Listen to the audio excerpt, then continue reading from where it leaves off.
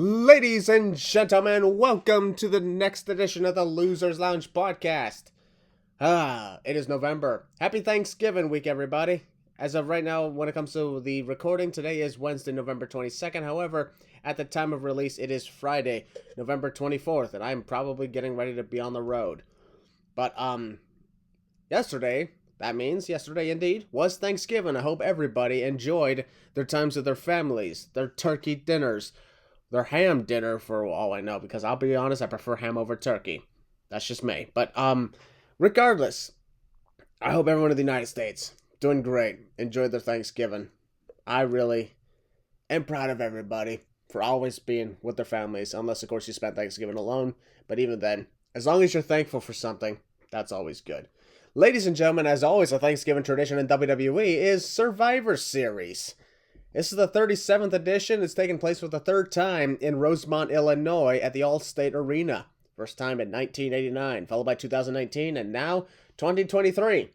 The last time Chicago hosted Survivor Series, I was also there. And I am excited that I am going to be returning to Chicago for the show this weekend. But in the meantime, please welcome two-time Losers Lounge Member of the Year and Optimistic Hall of Famer, the Heelist of Balors. What's up, guys? How you doing? The Heelist of Balors is back on the podcast, and we're doing great. It's Wednesday. That's why obviously Christian said we're recording this, but today it's obviously Friday as well, and you know what that means. It is actually, the next day is actually going to be Survivor Series. But it's great to be back on the podcast to talk Survivor Series. 5 matches so far, and Yeah. And now, ladies and gentlemen, we have a couple of returning guests here. First off, please welcome 2022 Optimistic Hall of Famer, Steep. What's up, guys? Hope this year's Thanksgiving treated everyone well. Hope you're all buckled up for Survivor Series WarGames. Sit back, relax, and enjoy our soothing voices for this podcast. Soothing voices indeed, for several occasions, except maybe for the likes of me. I'm just kidding. No, I'm always soothing here. And now, ladies and gentlemen, our other guest, 2021 Optimistic Hall of Famer, Keshawn. What's up, everybody? It's me, back again. I'm excited to be back on the Losers Lounge podcast, and I hope all of you listening are ready as well, because as of tomorrow, we are going to war. 2 teams locked inside a cage with 2 rings, which for some reason means you can't leave because you'll forfeit either way, which is bullshit, but that's the second one. I'm not getting into that right now. But I'm happy either way to come back on, giggity, and onto this podcast and talk some wrestling and take a little venture into WarGames. Well, that was a very interesting introduction, for sure. Thank you. Regardless, we here at the Losers Lounge podcast wish everybody a happy Thanksgiving. Yep. Happy Thanksgiving, everyone. As of our recording, it is Wednesday, not Thursday, so it is not yet Thanksgiving for, well, these guys. I'm from Canada. We don't have Thanksgiving except for at the start of October. And even then, I don't really celebrate it that much. Because I'll be honest, no offense to everybody, I just don't like the food that much. I hardly eat any of the food. That's just me. Hey, Sean, you got any Thanksgiving plans? Yeah, tomorrow for Thanksgiving, I'm gonna be going down to my sister's house with family. You know, because I haven't been down there in a while. And plus a few months ago, I'm pretty sure a year ago, she recently gave birth to a little baby boy. Aww. So I get to see him again. Aw, that's amazing. Well done, man. Steve, we got any Thanksgiving plans? Don't be look like I'll be going out. Doesn't even look like anyone will be coming over, to be honest with you. I am gonna sit and watch the Thursday football games, but that's about it. Okay. Yeah, that's another thing always, folks. Thanksgiving is always about the NFL. And of course, Balor, I'm pretty sure you got Thanksgiving plans. My Thanksgiving plans are going to consist of like the parade, the dog show, and then I'm probably going to just chill. That's about it. There's a dog show? So you don't watch the Charlie Brown Thanksgiving special? I don't know what time it's going to be on. I don't have cable anymore, bro. I don't even think it's going to be on normal TV anyway. I'm pretty sure it's already on freaking Apple TV now, which is dumb. Oh God, heck no. I mean, I've not watched anything Charlie Brown related in ages. Oh well, you're not missing anything. I mean, I occasionally watch the occasional classic, like the Christmas special. Oh yeah. But anyway, The Great Pumpkin. that too. But our big Thanksgiving tradition, as we are well aware of course, is Survivor Series, and I'm pretty sure y'all enjoy this. This will be the second time that Survivor Series is also going to be host to WarGames, just like last year. Yeah. It's like a cat. Yeah, that what the hell? Whose pussy did you leave behind? Shut the fuck. So, folks, we got WarGames coming up, and there are 5 matches on the card, just like last year. And a lot of people, for one thing, will probably be like, 5 matches? That's not enough. They used to do like 6, 7, 8, maybe 10 matches. Y'all remember those days in like 2018 when there's like fucking 10, 12 matches on like a TLC pay-per-view? Is it bad at Yeah, and at that moment, that's just absolutely ridiculous. But here's the thing when it comes to having 5 matches on the card for this event, well, 2 of them are WarGames matches. They're gonna take a long time. Oh yeah. Yeah. And having more than 5 matches on a WarGames event, that's what's that word? Redundant? Yeah. That'd be redundant? Is that the word? No, actually, redundant. Redundant's not the word. The word you're looking for is excessive. Oh, there you go. Yep. Yeah, I slept a lot through high school. No worries, dude.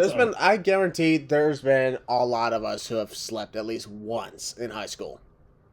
I've never been to high school. No, legit, I've never been to high school. I'm assuming you were homeschooled? Yes, sir. That's all good. Anyway, there's another thing to put note. Fastlane also had 5 matches. They managed to make it a 3-hour card. Oh, yeah. That surprised me, because when I looked at 5 matches, I thought they were going to have an impromptu match during the show. Oh, for real? But they didn't. Because, they had 5 matches, and none of them were matches that were destined to go on for an hour or something. Yeah, dude. They managed to do a good job with that. So that's why I have a lot of faith for this. Mm-hmm. But, of course, there's something else I want to bring up really quickly. This is about Roman Reigns. This is the first time Roman Reigns is missing off a Survivor Series event that does not involve him being injured or having cancer. I know a certain somebody who's not happy with those words, but Yeah. Well. Ooh. No, him being, absent from the shows. Oh, right.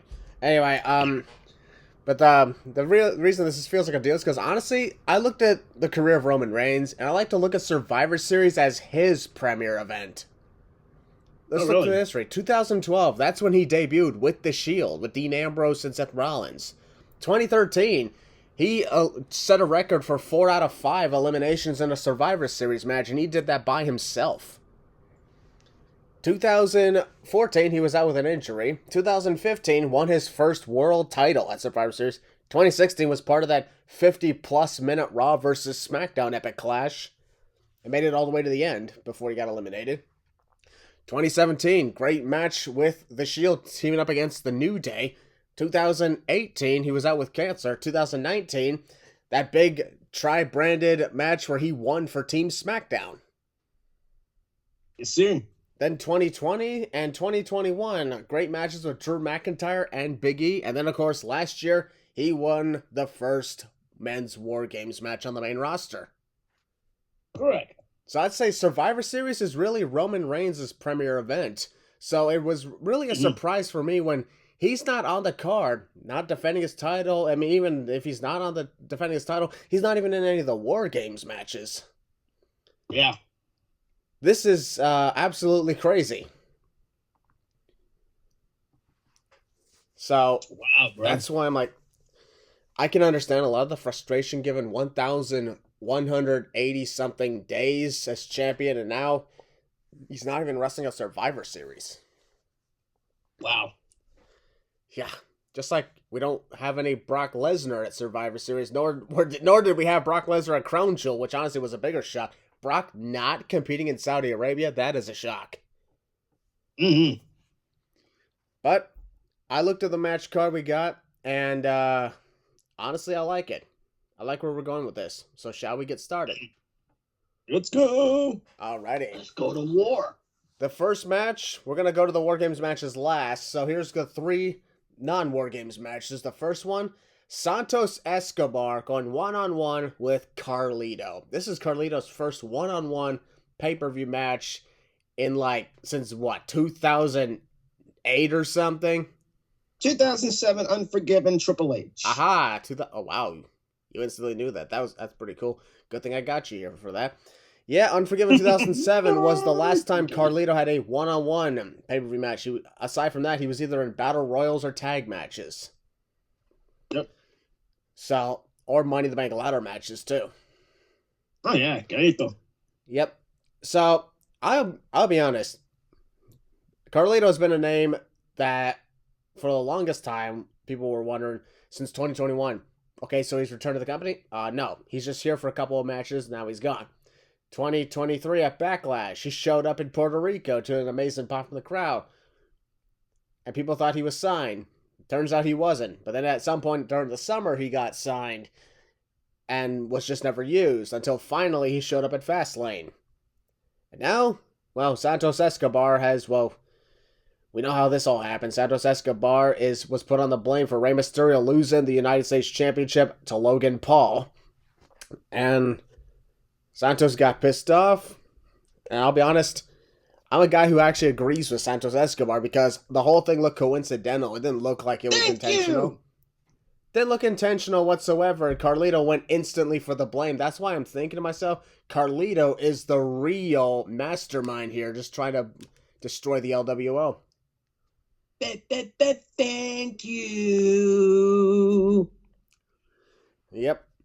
So, and I'm excited for this because I'll be honest, I thought they would do this match on SmackDown the night before Survivor Series. So the fact that they put it on the pay-per-view really shows that they're going to showcase a lot more great talent. And the fact that you got Carlito against Santos Escobar, that's a match that I've heard some people talking about wanting to see because of how great, not just how great Santos and both Santos and Carlito are, but because of how much it would be for those two guys to compete. Mm-hmm. And I agree with it.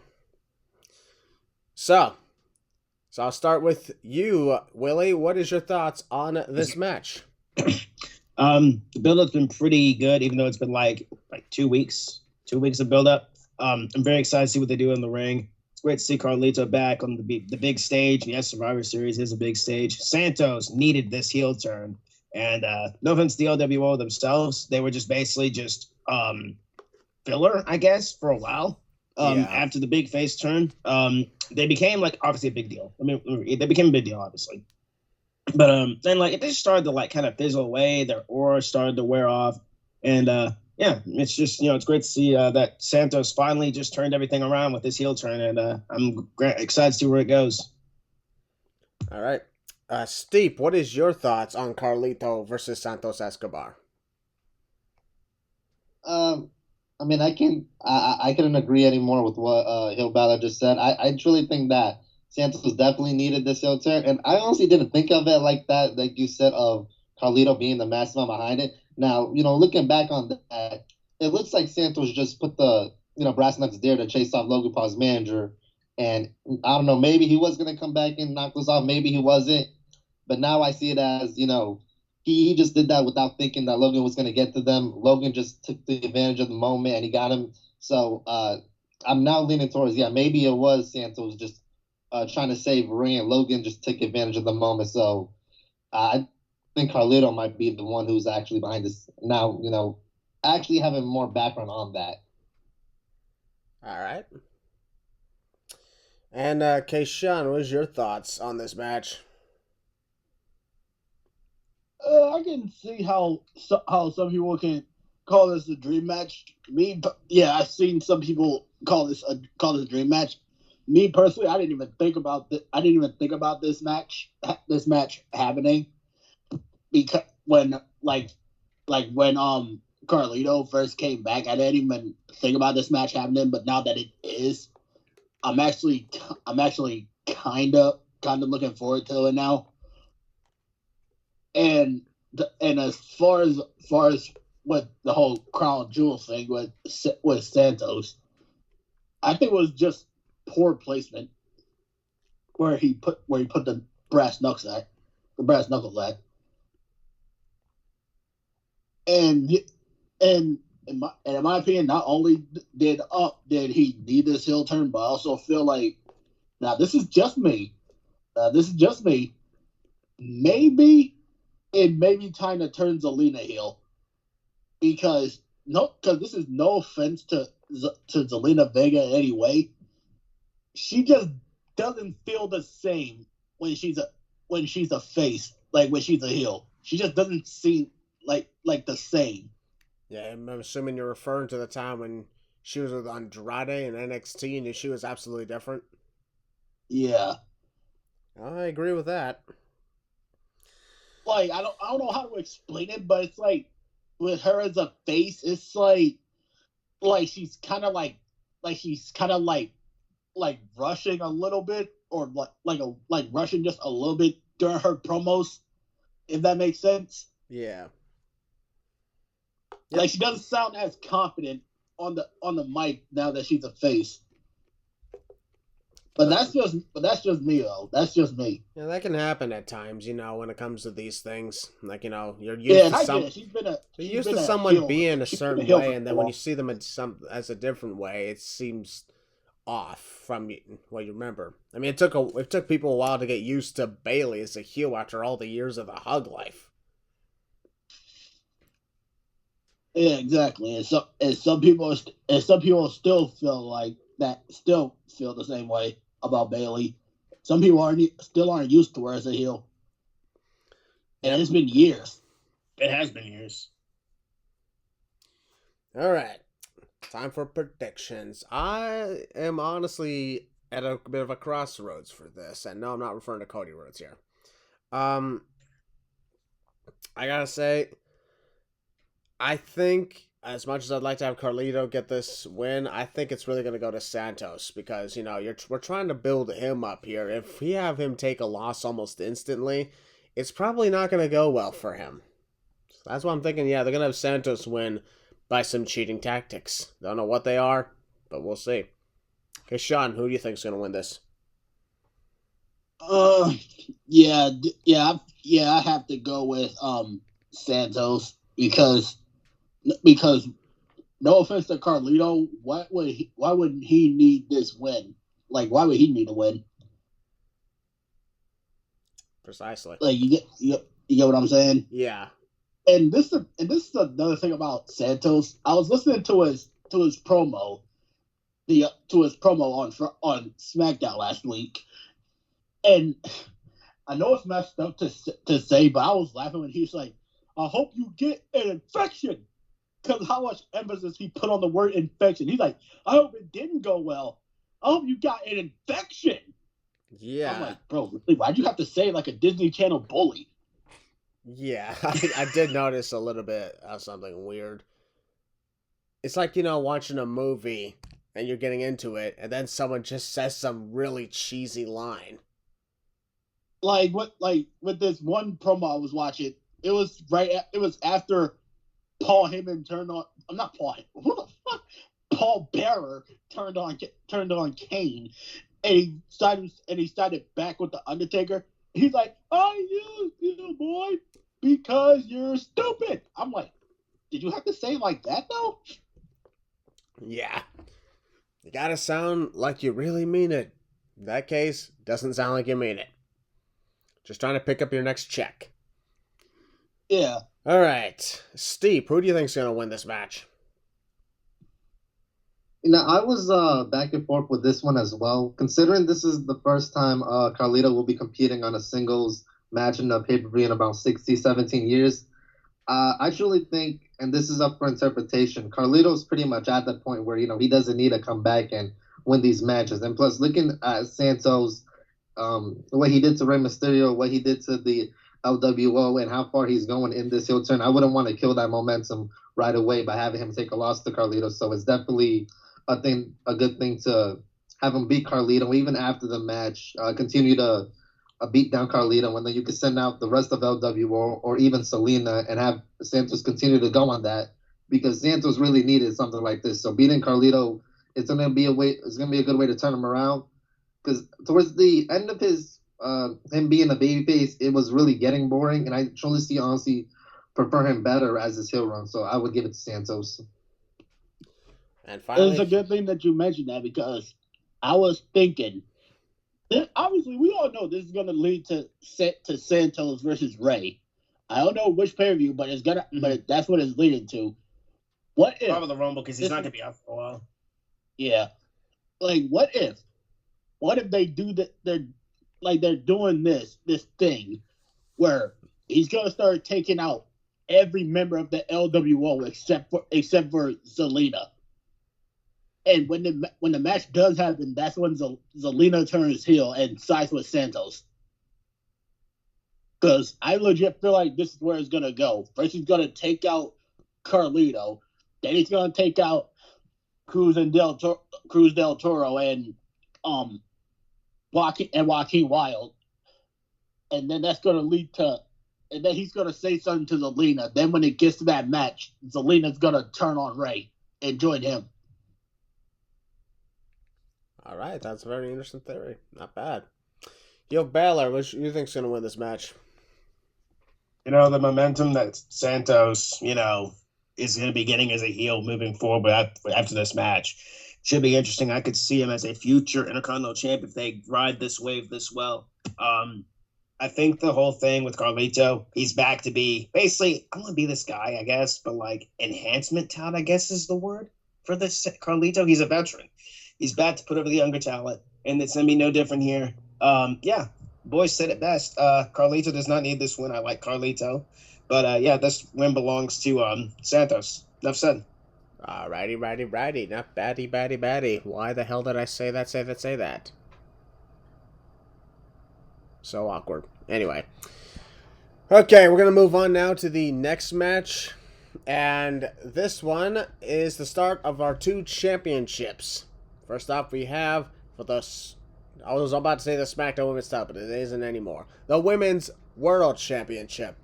Rhea Ripley is taking on Zoe Stark in one-on-one action. Now, there's not really much to say about this because, however, can we just agree that Battle Royal to determine the number 1 contender was actually amazing? For once, we actually saw a women's Battle Royal that was actually fun to watch. I totally agree. The way they were going in the match was really good. Everyone got their chances to do something, and the winner actually got something, and it was actually a good thing. I truly thought it was going to be Shayna Baszler, but my God, that was well done. It was good to see, and Zoe Stark has really proven herself to be quite the formidable contender based off everything she went through over the last few months, whether it was teaming up with Trish Stratus, and then fighting in that big match at Crown Jewel. And now she even teaming up with Shayna Baszler.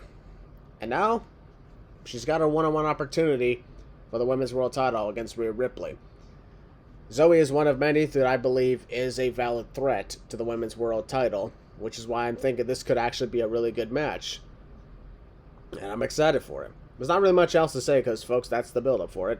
Rhea Ripley, most of her time, has been dealing with Judgment Day problems. So keep that in mind. So I'm just going to go by and ask each of your thoughts and predictions. Starting with you, Willie, what is your thoughts and predictions on this match? Well, first of all, I remember being on that night, that Monday night during the Battle Royal. I remember telling Steve in the crew, and I'm like, you know what? I see Zoe Stark win the Battle Royal. Just out of nowhere, I said that. And boom, she did. And this is what she needed. The whole thing with Trish Stratus is really put her over the top. is she going to win this match? I'm just going to flat out say, no, Zoe Stark will not win the championship, but she will get a big showcase, just like what happened to Crown Jewel in that Fatal 5-Way. She got a showcase. Everyone got their chance to show out. And Zoe Stark is no different. She's coming into her own in promos a little bit. She's working on them. She's getting a whole lot better at that. And, in the ring, she's pretty good at what she does. And since her debut back at Night of Champions many months ago, she's been really holding her own. And, she's been showing the main roster how it's done. And I could be more proud of her and what she's been doing. And as for Rhea, I know people are very tired of her reign. Again, like I said, she's not losing the title here. And but I really wish, this goes to Rhea, I wish they would just focus more on her with the championship and more of her with the division. That's just what everybody wants at this point. But I do think the match can be really, really good. And it's going to be a big showcase for Zoe Stark. And but Rhea's retaining, but Zoe Stark's going to be a big showcase in the match. All right. Steve, what's your thoughts on this match? Zoe's been my favorite since NXT, and I popped like crazy for her main roster call-up, even when she won the Battle Royal. Balor could attest to that. As I really want Zoe to win, it just seems like too obvious that Rhea's going to be, the obvious winner out of this. Now, although that's the case, I never root against my faves, no matter how obvious the situation might look, no matter, what the odds say. But I'm going for Zoe until the end of the match when I'm proven wrong. Yeah, that's actually a really good thing to do, because despite the fact that you believe someone else is going to win, you're still going to root for your favorite. It's like knowing your favorite football team's not going to win the game, but you're still going to root for them regardless until it's over. Absolutely. Yeah, you don't. Cowboys fans against Brock Purdy. Detroit Lions against pretty much everybody. Yeah. I'm not going to say anything. Deepa's not going to say anything, and Keshawn's not going to say anything. I'm glad a certain someone listened to this podcast. I'm going back to what I was doing. Keep going. Indeed. All right. And Keshawn, what's your thoughts on this match? I really don't have that much to say that's that different from what everyone else has said. But all in all, obviously Zoe Stark isn't gonna win this one. But she'll get her time though. She'll get her time. When I don't know, but I know for a fact it's not gonna be tomorrow at Survivor Series. All right. But and finally, I also long story short, yeah, I'm going with Mommy. Yeah, and finally, me, I'm also going Rhea Ripley on this one. I just don't see her dropping it until like WrestleMania, or even. I honestly think this is honestly perhaps a shot in the dark. I could actually see her take it past WrestleMania 40. Or like SummerSlam. Maybe. But I wouldn't be surprised and wouldn't put it out of the possibility that she could hold on to it past WrestleMania. Because let's be honest, why does WrestleMania always have to be the one place where everybody's title reigns have to end? Does it have to be over there? Like, does it really though? Yeah. Does it really? Yeah, I've always said, like, it's a great place to crown new champions. However, it doesn't have to always happen. Thank you. That's why I just find it irritating, because it just makes things more predictable. So, we're going to move on now to the next match. The Intercontinental Championship is on the line. The longest reigning champion of all time at over 520 days, Gunther, defending against the 8-time Intercontinental Champion, The Miz, who's been having a little bit of a change of heart lately.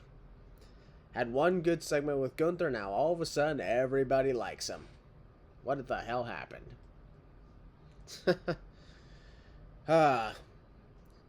These are, my opinion, this could actually be a controversial opinion, the two best Intercontinental Champions of all time. In the entire lineage of the Intercontinental title, I think of The Miz, and I think of Gunther. I don't think of the Honky Tonk Man, because let's be honest, he may have had the longest reign for 40 years, but it wasn't that good. And then, actually no, it wasn't 40 years, it was 30 years. regardless, you know what I mean. Yeah, yeah. It wasn't that good. Like, I also don't think of Chris Jericho just because he won it 9 times. Because let's be honest, a majority of those 9 title reigns lasted less than 3 weeks. So how the hell can I think about him as one of the greatest Intercontinental champions of all time when the only thing anybody remembers is the amount of times he's won and not the qualities of his reign? yeah, and now back to the honky tonk man. I have a little bit of a challenge for the people listening. I want to know if anyone out there, anyone listening, comment down below any IC title match with the honky tonk man that isn't when he lost it to Ultimate Warrior in a matter of seconds. I don't think anybody could name it. But anyway, We'll see. And then when it comes to Chris Jericho, the only thing I know about it was he won it 9 times, and one of those occasions he unmasked Rey Mysterio. Aside from that, his Intercontinental title reigns, no disrespect to the legend, has been garbage. So that's why I can't even consider him as the greatest Intercontinental champion of all time, or even put him on the list for it. The Miz, on the other hand, you look at The Miz and his 8 title reigns, specifically numbers 5 to 8, were some of the best we've ever seen. And not only do I remember his great feuds with the likes of Sami Zayn and Dolph Ziggler, Dean Ambrose, and who else? Roman Reigns and Seth Rollins. The fact that we could actually name his feuds, that really says something. Not to mention, of course, the big moment on Talking Smack when Daniel Bryan said he wrestled like a coward, and that set The Miz off. I even liked how he said, I don't need to be a world champion, I have this one. This is just as prestigious, if not more. Reminding everybody of what the Intercontinental title is supposed to represent. And now we have Gunther, the longest reigning champion of all time. We remember his title reign when it began last June of 2022. We remember his feuds with the likes of Sheamus, Drew McIntyre, Chad Gable. Who else? Matt Riddle. Bye-bye, Matt. Ricochet. Over and over and over. And now, The Miz. Gunther hasn't showed any signs of stopping, nor has he put on a bad match with his title defenses. This is what you call a great Intercontinental title reign. If you remember the feuds, if you remember the matches, that is what makes you one of the best of all time. He's been champion for over 500 days and it still feels fresh. Holy shit. Like nobody, I can't name a single person right now who's tired of him being the Intercontinental champion right now. They wouldn't mind if he loses it soon, but they're not exactly tired of it because he puts on great matches. He doesn't cheat to win. He doesn't take shortcuts. He cuts promos and says he's going to destroy you and make sure the ring is sacred. And then he goes out and actually does it. And he also makes his opponents look good at the same time. Bingo. Nobody gets buried. Everybody gets praised. We all win. Ta-da. Yeah. Oh, wait, he's not on the show.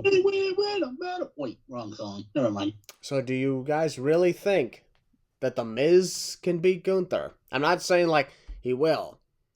However, I really think there still could be a chance because people always underestimate The Miz.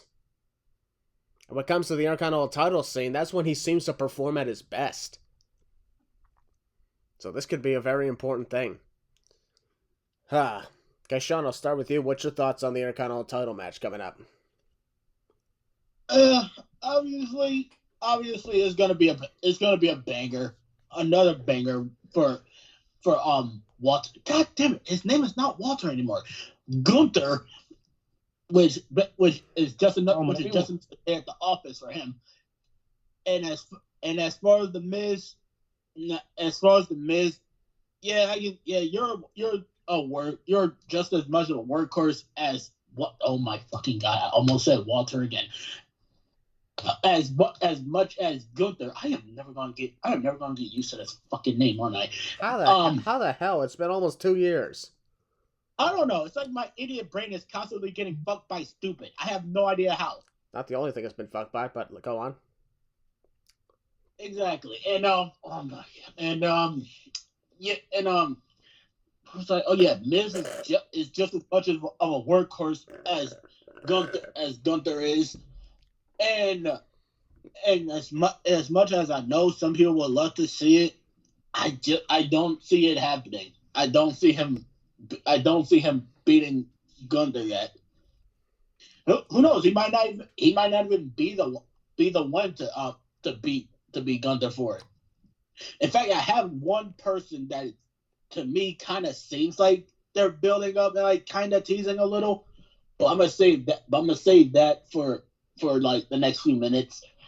But nonetheless, no matter what the result is, it's gonna be another bang. It's gonna be another banger.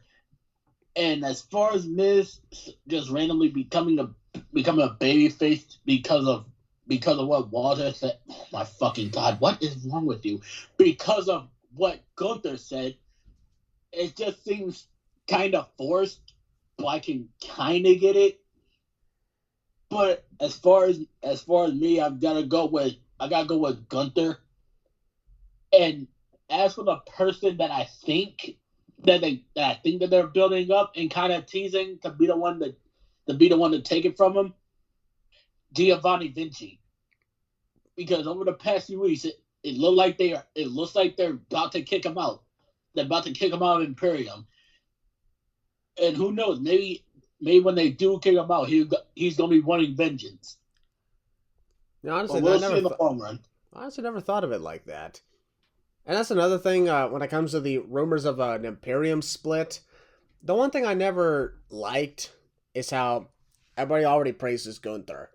And of course, they're showing praise to Ludwig Kaiser, and hardly anybody's paying attention to Giovanni Vinci. That's why I never liked it. There's always that odd man out, and he honestly doesn't deserve to be the odd man out because he is an amazing talent and should not be overlooked. Just like when the Street Profits were rumored to split, everybody was looking just at Montez Ford, but ignoring Angelo Dawkins. Yep. Got a good idea. Even though, in my personal opinion, I think Angelo Dawkins is more of the talent than Montez Ford. That's just my personal opinion. Anyways, though, Heel Balor, what's your thoughts on this Intercontinental title match? Miz is probably one of my favorite Intercontinental champions of all time. He is. Then, Walter stepped up to the plate. Gunther. Gunther, Walter, same person. Actually, no. Walter was fat. Wow. Oh, yeah. That's even up. I'm kidding. Anyways. So yeah, like he stepped up to the plate, and he's been delivering, great, very fun, entertaining matches, and he hasn't stopped yet. Miz, him stepping up to the plate as well in this babyface run, which again, WWE, I gotta admit, you actually are doing very good with babyface Miz, because like he's the Miz, he's still a dick, he's still a coward, but he's Whoa. He was never a coward. He's a heel. He's a coward. No, he was never a coward. Remember when are we just going to forget about the fact that on the night he lost it to Bobby Lashley, he lost the WWE Championship to Bobby Lashley. He just kept on dodging him after he promised him that if he helped him cash in on Drew McIntyre, Miz was sick. He was sick that day. Yeah, apparently not sick enough to where he couldn't grab it and run away like freaking Sonic the Hedgehog after drinking 20 espressos. And Prime. Shout out to Prime. Shout out to our United Ship, Logan Paul. Anyways. Shout out to Prime. Okay, actually drinking Prime right now. It's Blue Raspberry. Go pick it up. Continue. Yeah, hell yeah. Continue what you're saying, Willie. Look the advertisement there, folks. Anyways, dang, I forgot what I was saying. Oh yeah, Miz being quote unquote coward, even though he kind of is. Him stepping into the babyface role again. I never thought it would work after what they did before him with Miz being a babyface in 2019. I think it was that did not work and it failed miserably, in my opinion. No pun intended. What? Miserably. There you go. With the late great Wyatt. Rest in peace, Bray Wyatt. Okay, Keshawn? I said it's a play on word. Exactly. Continue. Yeah, it's like him stepping up to the Intercontinental Champion has just been a very, very fun thing. And is he gonna win? No. I'm just gonna flat out say it. Well, Gunther's gonna walk right through him easily. Again, I wouldn't say let me rephrase that. I wouldn't say easily, but he's gonna put up a fight, of course, Miz is, but in the end, you're gonna get chopped, dropped on your back, and then pinned. And then stabbed. Yeah, Miz is gonna step up to the plate. He's gonna give him a fight, but eventually Gunther's gonna stop messing around with him. He's gonna chop his nipples off. Have we ever seen him wrestle? Your nipple. Yeah, one nipple goes off. Oh, God, that would suck.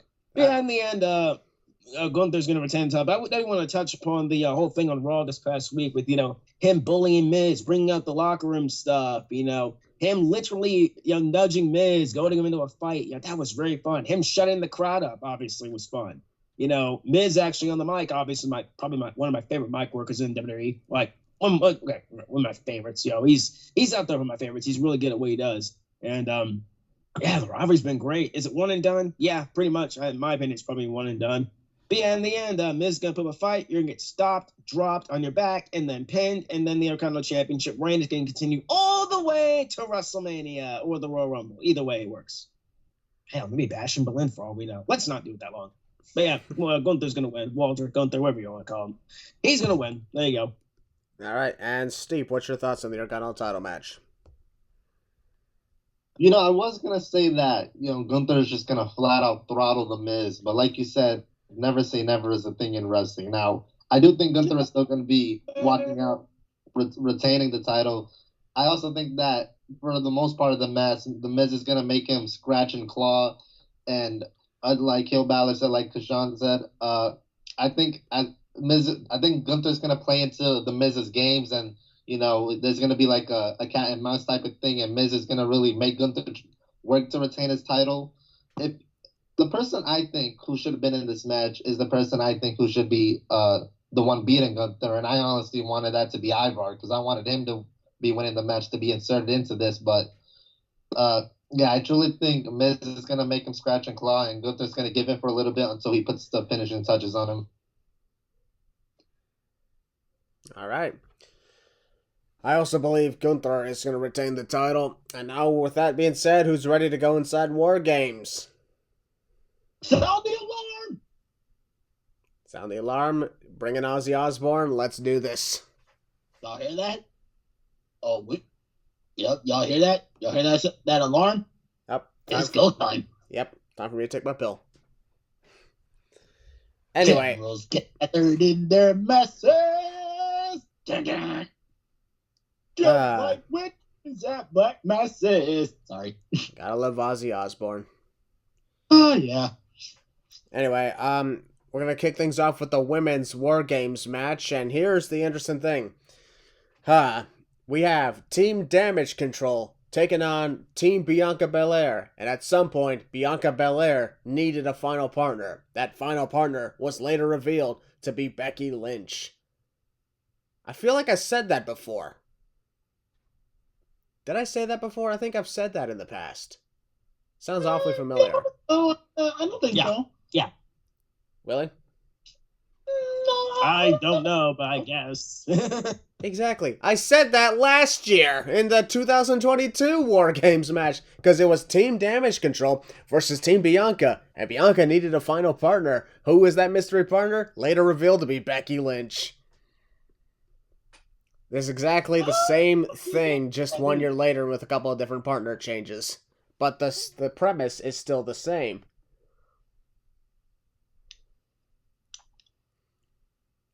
A lot of y'all are thinking now. Oh, yeah, he did say that, didn't he? Yeah. He did. Yep. He did. The only difference is a lot has changed. This is not going to be 5-on-5, it's 4-on-4. Bianca Belair's team consists of herself, Shotzi, Becky Lynch, and Charlotte Flair. Damage Control's team consists of Bayley, Io Sky, Asuka, and of course the returning Kairi Sane. Yeah. Yarr! Or as some of my weird friends quoted it, 3 Japanese and a random used-to-be hugger. What? Wait, did you say hugger or did you say hugger or hooker? Hugger. I thought you said hooker. I said say what? How the hell would I have said that? I said used to be hugger. If I had said hooker, I wouldn't say used to be. I thought you said hooker. This just got weird and messed up again. Oh God, my hearing is so goddamn bad. Yeah, it kind of is. We're moving forward though. God. Anyways, the good thing is, though, aside from Becky Lynch, nobody else on the WarGames teams are put in there at random just because we needed participants, which I'm glad for, because, you know, when it comes to the WarGames situation, it really should be everybody in the same feud, not multiple feuds coming together. Yeah. Otherwise, what's the damn point? Doesn't make any sense. In this case, all of it makes sense. I do wonder, though, like, this is the one time when Damage Control seemingly is at its end.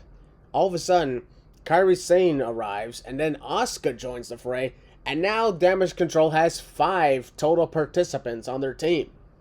I mean, Dakota Kai obviously can't compete yet. She's still injured. However, Damage Control went from 3 to 5. Crazy. And now they seem more devastating and dominating than ever, and I'm like, where the hell was this throughout a majority of their time? Mm-hmm. They were mostly losing to Bianca Belair, and then Trish Stratus and Don't Lita. remind me of that. Yeah. Oh, God, that was horrible.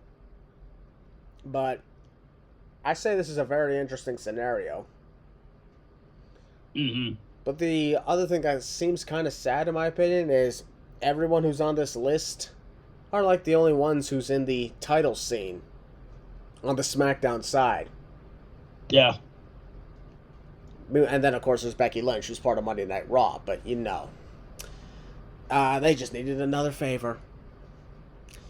Yeah. But everybody else, these are like the only go-tos for the title scene, even though you got quite a lot of talent. True. I guess this is what happens when you put too many people in a stable. That's fair. Fair assumption. Indeed. Not much else to say about this case other than there's going to be quite a lot of carnage, that's for sure. Oh, yeah, bro. Yep. So, Willie, I'll start with you. What's your thoughts, Willie, on the women's WarGames match? I mean, I really do think this has a case to be a very, very fun, entertaining match. The people in the match, excluding Shotzi, obviously, are, veterans of the sport. And, again, not saying Shotzi's she's kind of out of place a little bit. She's just there to take the pin, obviously, but she's not, up there with these girls, star power-wise, obviously. But that's not saying Shotzi's going to go out there and showcase her skills. But, yeah, the addition of Asuka and Kairi to the stable in Control has been very welcoming, in my opinion. Them dropping teases of Bayley being ousted from the group has been fun, too. I know people were talking about Becky Lynch, and I'm kind of right there with y'all a little bit. Becky, in my opinion, didn't need to be a part of WarGames, but I understand why they got her in there. People are like, oh, Jade Cargill, oh, somebody else. Too soon for Jade Cargill, in my opinion. I think her first big match could be in the Royal Rumble or maybe before the Royal Rumble. And I think we already know her first feud is going to be anyways. But yeah, everybody else, I think it's going to be, it's up there. It really is. It's up there. And I think, this has a contender to be a very just good match, a violent one too. Can't wait. And Bayley being the concerned leader, quote unquote, leader of the stable, being worried and, always looking around and above her shoulder like, oh, am I going to get turned on? Am I going to get turned on? Hey, you got to be cautious. And yeah. So, yeah, I'm very excited to see what happens. Here's actually another interesting fun fact. Dakota Kai most likely will be at ringside for this, but this is going to be the first women's WarGames match in WWE history that does not feature Dakota Kai. Wow, I didn't know that. Yeah, she's been in all of them. And with that fact, there's also another one that with this WarGames match, Io would have competed in every single women's WarGames match. That too. Io Sky, or known as Io Shirai even at the time. Conveniently enough, this is actually interesting. The first ever women's War Games match took place at the Allstate Arena in Rosemont. And I was there for that. And both of it involved Dakota Kai and Io Shirai. And what I remember a lot of that is, here's the thing, this is something I really wish WWE would bring back for their audience. Do you guys remember seeing those wristwatch lights that fans have? Anyone? Yeah, like what? They had in 2019, I think, as a Survivor Series. They were giving them out, and they would light up every time and a wrestler's entrance music played. Yeah, that was always fun to be involved with. They really should bring those back because those were fun. But anyway, can you imagine how much they're gonna light with let's say, if Roman makes his entrance during a Roman entrance, how much they're gonna light up? Actually, if you thought that would be anything, if Bray Wyatt were still alive today, just imagine how it would look for his entrance. They just turn on those lights to look like mini fireflies. So we have that in addition to our cell phone lights. Now there's even more light.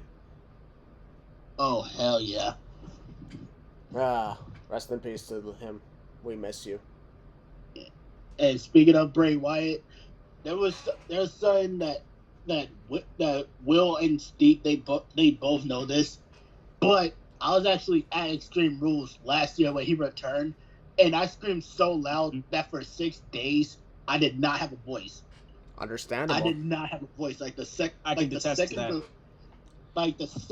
the lights shut off, and before we heard he's got the whole world in his hands, I was already screaming, and right then that's when my voice was gone. And I screamed so much that legit I could not speak. I could not even speak. I had to literally text people to communicate with them. Like with my brother, I literally had to write stuff down just so he could understand what I was saying. Understandable. All right, but back to the subject. Yeah, Io Sky is now officially the only person to have competed in every single women's War Games match in history. Someone could say this is her signature match. So, Willie, I'm going back to you for a moment because I want to ask, which side is gonna win, do you think? Oh, I forgot the winner. So, I think Control is going to win this because, honestly, they need it. With the addition of the other two members, the new members, Kristen, I think they're going to get the win. So, Steve, what is your thoughts on the women's War Games match, and who do you think is going to win it?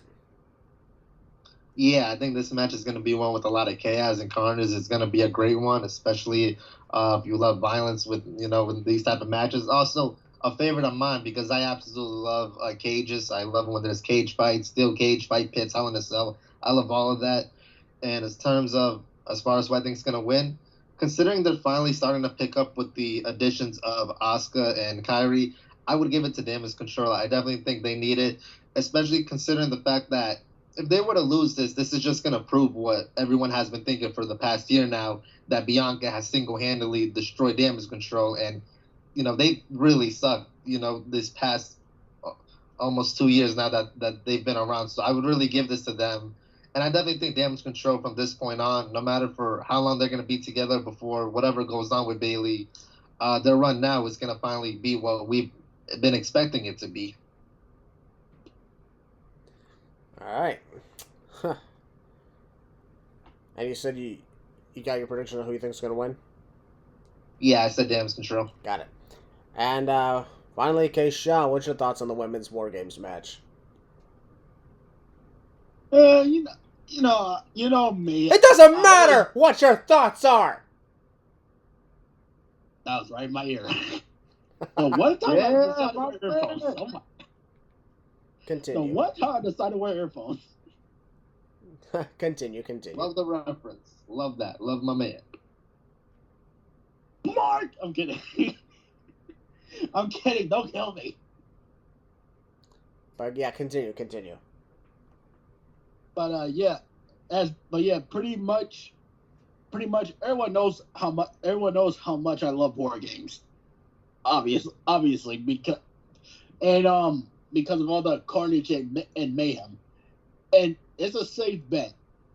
You can put your you're a jabroni, and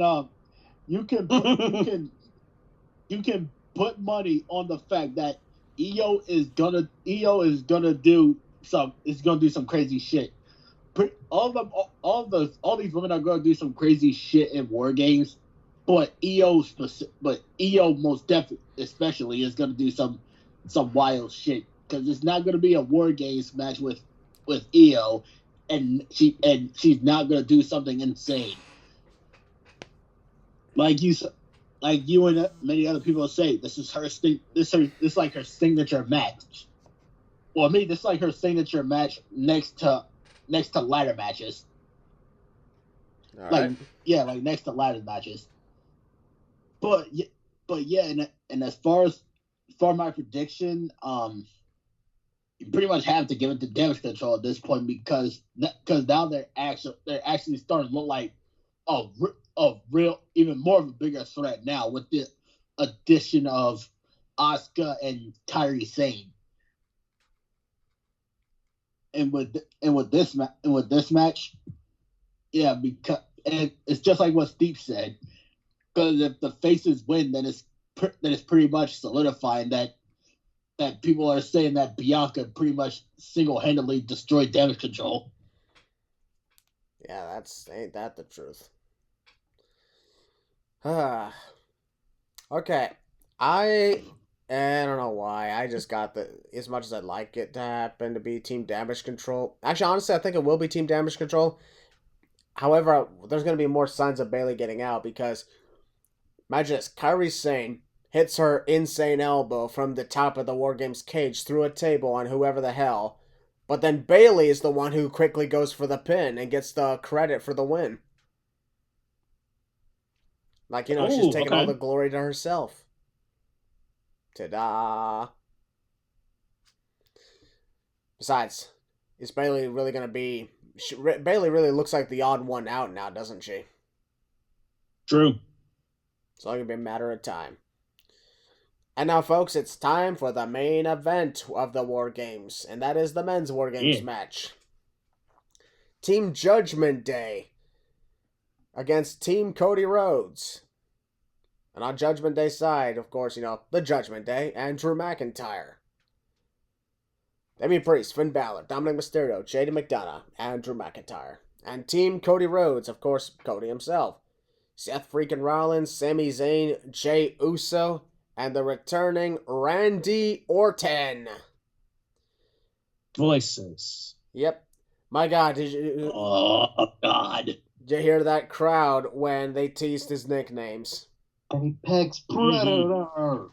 Yep, that was amazing, because my personal opinion, personal opinion, I really think it was a lot better to do it without actually bringing Randy Orton out, so that the reaction in Chicago is going to be a lot bigger.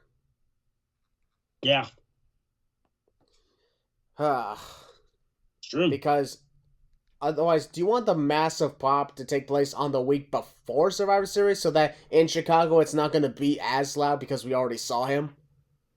Exactly. Or would you want to have his first appearance in almost 2 years be right there ready for the War Games match, especially since the entire arena is sold out. Every single seat is going to be taken in every section. Exactly. I like that they've done that, by the way. Same. Yep, it's going to be amazing. Mm-hmm. And that's why I'm like, it's a lot more perfect to do it this way, so that we can actually get a louder reaction from a bigger crowd. And imagine this, a reaction from people who are rumored to show up compared to a reaction to somebody is going to show up. And you're excited for it because you got here's the thing, if you look on social media, the excitement went through the roof once everybody knew it was going to be Randy Orton. Yeah, dude. That way, the excitement is building up for a few days, And then it's just going to explode at Chicago for Survivor Series. Yes, sir. Perfection. So, I will start with you, Steve. What is your thoughts on the men's WarGames match? And, of course, the return of Randy Orton. I popped like crazy when they said it was Randy. I know there was a lot of speculation going around. I know this person was brought up, that person was brought up. Considering Cody was the one who said that his got picked up, I pretty much knew. I think everyone knew at that point then it was going to be Randy. So, yeah, just like the women's, I think this one's going to be a lot of carnage. I think this one might be a bit more chaotic considering there's an additional member to both sides. And as far as my prediction, I gave the women's one to Damage Control. So I'm going to give this one to Team Cody, especially since the fact that Randy Orton is going to be returning. So, yeah, I think Cody seems beating the Judgment Day. All right. I'll be honest. I also believe that Team Cody is going to get the win here. But I also want to put in something here. What if Damian Priest cashes in during the WarGames match? I'll talk about that in just a bit. Yeah, well, we spoke about that the other day with our mutual friend. Okay, Yes, then. sir. Do you want your turn then, Willie? I mean, sure. Steve, you want to join in, bro? Yeah, you start it off. All right. So, shout out to our buddy Dustin, by the way. So, he had the idea. I cannot remember what he said. Steve, you might have to pick up on this. I can't remember what he said, honestly. Been through so much. He said during the match, Damian Priest would cash in. And he basically I also saw this on Twitter. Someone gave out the idea of, in that sense, even though like the match would be a whole nother match now, it technically turns into a match of Damian Priest versus Seth for the world title. But in the same sense, that's still a member of Judgment Day pinning a member of the opposite team. So in that way, you still pinned a member of that team in the WarGames cage. So technically, Judgment Day still does get the win, and they get the title in the group. Yep. What if it's JD McDonough who gets the pin and becomes World Heavyweight Champion? Bruh. Whoopsie. Overall, it's just something to think about. Whether it's during the match or post-match, it could happen. Yeah. You know, it's funny that you said that what if JD McDonough did that, because I could just imagine Damian's reaction. He everyone's all in shock and everything, and Damian looks at this dude with utter disgust and pure rage, and he's like, "You motherfucker, what the hell is wrong with you?" And he's like, "Hey, mate, I don't know about." He's like, "Hey, man, hey, I don't know what to tell you." And Finn's probably gonna be like, "Oh God, why? What the fuck, man?" That Really was not Irish. That was not Irish. I was able to do an Irish accent before, but I can't do it anymore. I don't know why. Hey, we don't make the rules, so whoever pins the champ takes the title. Exactly. God, he's gonna hit him with the deadliest from the heavens, from south of heaven chokeslam in history. Yeah, like that's a possibility. You know, Damian cashing in Money in the Bank. That's what people are talking about. They'll be like, "Oh, well, I mean, they forgot Seth is World Heavyweight Champion still. Yes, Seth Rollins is still holding mini gold." And yeah, so yeah, that's all we can really say about this. As for my predictions, I am going to go the opposite. I think what's going to happen. Now, here's the thing that people aren't talking about. A little subtle thing we saw on Raw. I'm sure everyone picked it up. They're announcing, Randy Orton. They even say his name, obviously, but, they were dropping hints, obviously, towards the end of the show. And you look at Jey Uso, right? Yeah, I know what you're talking about. Yes, sir. And they're dropping subtle hints in there. Jey Uso's face says it all. He knows what happened. He knows what happened to get Randy Orton out there. Orton doesn't play nice with people at all. Think about this. I'm sorry to cut you off, Will, but think about this too, bro. There's been a rumor going around for the past like even before a few days, even before Monday, that Randy might betray Team Cody, but not attack not attack anyone other than Jay. Yep. Me like Like I said, this is just a rumor, so who knows? Yeah, I'm going with what Keshawn says. I think, Orton doesn't play nice to others at all. So I'm going to go the opposite direction. I'm going to say that Team Judgment Day is going to get the win. I don't know. My mind is just saying, I think Judgment Day is going to get the win. Yeah. It could not happen. It might not happen. But I think Orton comes back, teams for a little bit, and then he turns heel. Or Team Cody wins anyways, and then afterwards Orton turns heel. Either way, this show is going off with a bang. I'm not talking about him because he's not coming back. No, I definitely think whether it's during the match or after, I think the show truly ends with a cash-in happening. Yeah, I feel like something big closed in the show. Hey, well, I thought of something. Yes, Randy Orton attacks Jay. Seth Rollins confronts Randy. Randy, attacks Seth, and that's when Damian cashes in. He lays out Seth too.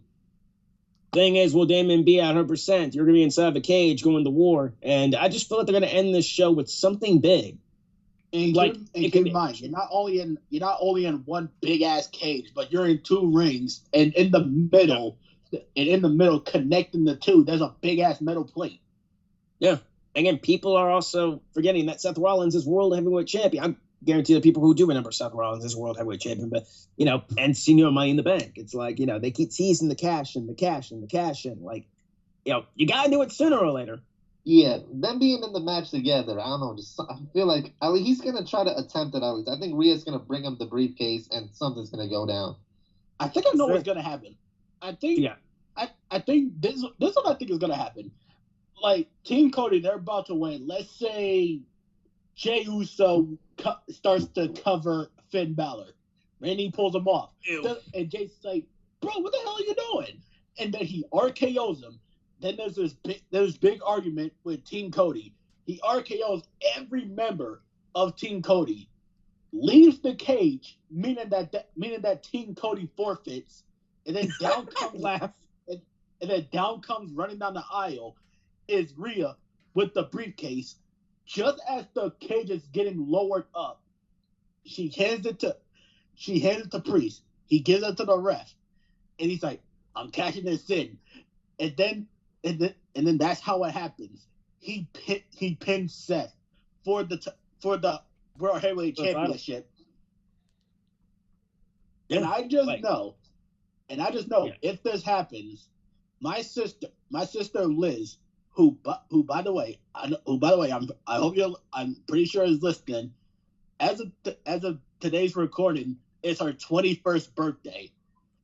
Mm-hmm. Can you imagine how she's gonna react if this happens mere days after her birthday? Like after her birthday. There you go. Indeed. So many scenarios we can go with this, with the main event, and that's like all people are concerned about is like, well, Judgment Day or Team Cody. It's like, oh, that's another thing. Also, people are complaining about like who's the captain on the team. Well, I don't care if Seth is the world heavyweight champion or not. I am the leader. It is Team Cody. I am the leader. I am the leader. The look that Finn gave this dude, he was like, "The fuck did you just say?" Yeah. Do you blame him though? Do you blame him? Dom's the leader anyway. Didn't we just establish that Dom's leading the whole charge anyway? He don't lead nothing. Except the thing is my captain. Dom is the captain. The only thing he's captain of is the Chicken Nuggets Club. That's about it. Captain Dom. Hey, the Chicken Nuggets Club is a very sacred organization. And you would know that because why? Because I'm a member. Since when? Of Dominic. Oh wait, I got kicked. Actually, I got kicked out a year. I got kicked out a year ago when a guy named Dominic showed. Oh, son of a bitch! Makes a lot. You know what? Speaking of Dominic, I've been having this idea in my head since Monday. What if? Yeah, this is gonna make a lot of people happy. What if he's obviously because as a heel, he's a little bitch. Sorry. A little coward. A little coward. He goes running to the top of the cage. Randy sees him, and then he smiles. He's like, "Oh, I'm about to beat your fucking ass. And then he climbs up. Dominic is kicking. He's literally trying to do whatever he can to keep Randy away from him. Randy grabs him, and he's like, "Oh, you are about to get ended." He grabs him, RKO's him off the top of the cage, onto the other combatants in WarGames, and everyone loses their goddamn minds. And Dominic sells it like crazy, like he legit, like he goes sailing, and then right when he lands, he like does like a little flop, not like what the Demon did against Roman when the lights came up and he's like flopping his shit like he was having a nightmare. No. Like he does that thing where you know like how like that one sell that Rhea does from time to time when she gets hit with like a backbreaker or something. She sells it. She's like, "Oh my god!" If Dominic sells it that way, that is going to be the spot of the weekend. The spot of the weekend. If that happens, I hate to say the amount of cheers that would occur. Yeah. Oh my god. Wait, are you saying like Randy Orton would catch Dominic, or would Randy jump off the cage with him? Jump off the cage with him. That ain't happening. He just came back from a 2-year back injury. Why would he do that? Oh yeah, that's right. Exactly. I forgot about the back injury. He's gonna bring back the freak. What was his old finisher called back in the day? What was it called, Steve? What was it called? Dang it, we talked about with Dustin yesterday. What was his old finisher called? Not the Playmaker. It is the Playmaker, but it's not that name. What's its freaking name? Regardless, I know what you're talking about. However, I'll be honest. Yeah. Well, since he can't do the RKO, it's like, you know, he has. I guess we debuted. Oh, he can do the RKO. He just can't do it off the top of the cage. Yeah. Was that my bad? Yeah, he can still do the RKO just as long as it's in the ring and not off of the top of anything. Yeah, true. My bad. Yep.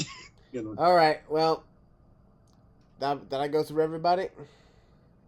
I think so. For me, I'm going with Judgment Day. All right then. Oh, Judgment Day. Okay. By Cody. way of forfeit by Randy Orton. I will laugh my head off if this man just gets up, RKO's everybody, leaves the kid. I'm gonna die laughing. Yeah. With that being said, that RKO's everybody in the match.